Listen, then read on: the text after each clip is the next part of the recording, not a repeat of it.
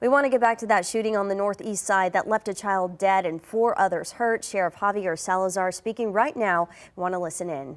That's from the next door neighbor's house. You can see where they're running up and again, firing their shots. Ultimately, we found a total of 30 rounds of pretty devastating round. I believe it's 7.62 rounds. So there's shooter number 1, what we're calling shooter number 1. We believe he's either a white or Hispanic male.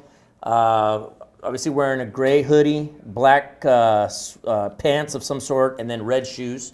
And he is carrying a weapon, the same kind of weapon that number 2 is carrying. We'll show you number 2. Number 2, we're not able to make out the race. Obviously, number 1, you saw he was wearing a hood, a balaclava, a tactical type hood, a ski mask type hood, but he's got his face exposed. Number 2, you can't really see too much more of his face.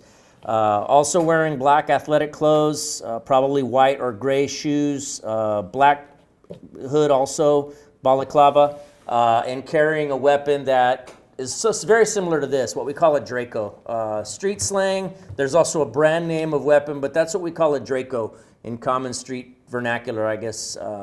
It's a small AK-47 type weapon that fires a devastating round. We've seen those chambered in different rounds.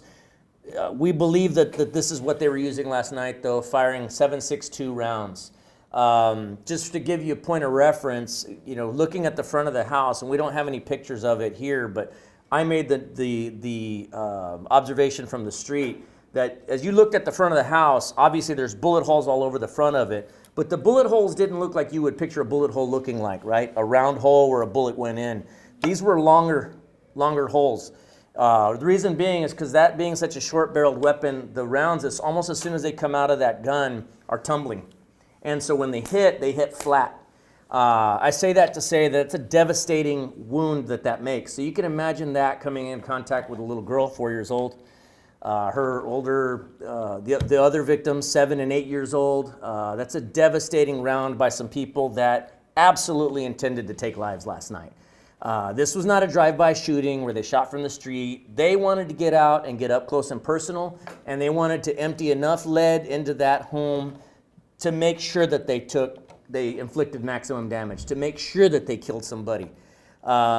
Is it going to give me great pleasure to charge both of these 2 guys with capital murder when the time comes? Absolutely. All right, right now we were just hearing from Bexar County Sheriff Javier Salazar, who was giving an update on the Windsor Hollow shooting that happened last night that sadly took the life of a 4-year-old. We just saw better photos and got better description of the 2 suspects that they are searching for.